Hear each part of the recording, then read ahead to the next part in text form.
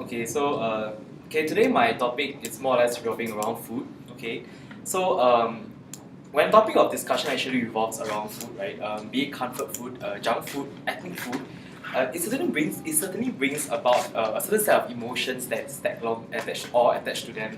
So personally, or perhaps for the most of you guys, food actually plays a very important role in our lives, whether or not we notice it every day.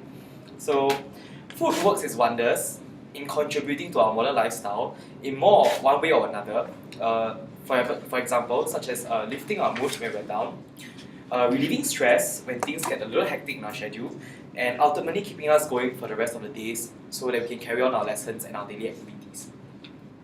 So, as we all know, chocolates are the well-known chemical food that stimulates the release of endorphins and serotonin, neurochemicals in our brain that makes us happy and relaxed.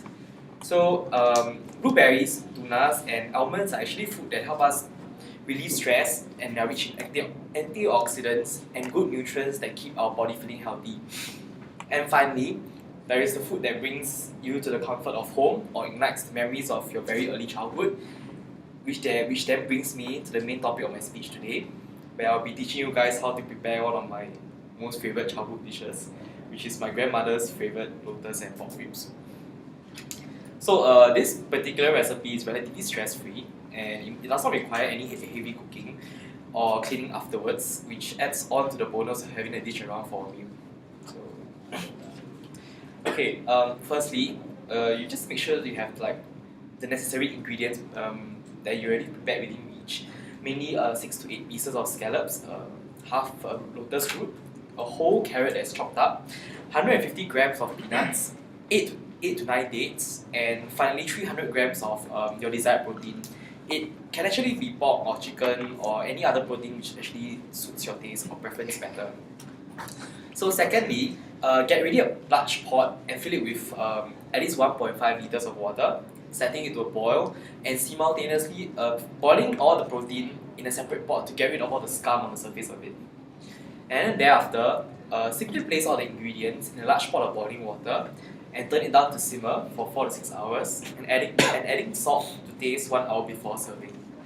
So even though this dish may not seem to live up to the fancy and high-end cuisines that many of us experience in the restaurants and diners these days, it is assuring to know that what it lacks in class, it certainly makes up for in comfort and convenience. So this dish brings a lot of happy memories for me because it merely reminds me of my mother and my grandmother. Back in the days when I was younger, my grandmother used to prepare the dish whenever my family and I would go visit her during festive seasons.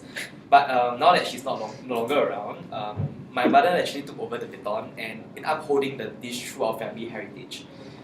It may not seem like a lot, but the simple gesture of comfort food does bring you a long way, teaching you how to be grateful for the many things that we take for granted nowadays. And hopefully in due time that we can learn how to appreciate more of the simple things in life.